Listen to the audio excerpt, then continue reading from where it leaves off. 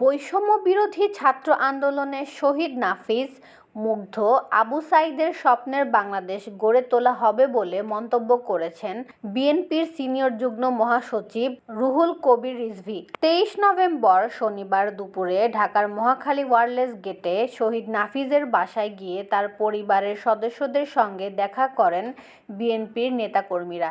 এ সময় রুহুল কবির রিজভী এসব কথা বলেন। এ সময় আমরা বিএনপি পরিবারের পক্ষ থেকে নাফিজের পরিবারকে আর্থিক অনুদান দেওয়া হয়। রিজভী বলেন, শিশু কিশোর তরুণ কাউকে রেহাই দেয়নি ফ্যাসিস্ট শেখ হাসিনার সরকার।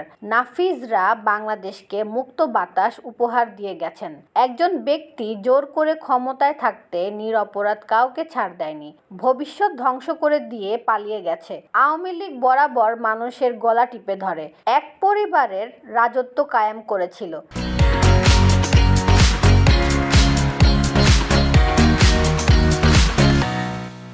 নাফিজদের আত্মত্যাগ বৃথা যেতে দেওয়া হবে না। মানুষের ন্যায্য অধিকার প্রতিষ্ঠায় গণতান্ত্রিক বাংলাদেশ গড়ে তোলা হবে। তারেক রহমান সবার পাশে আছেন এবং থাকবেন।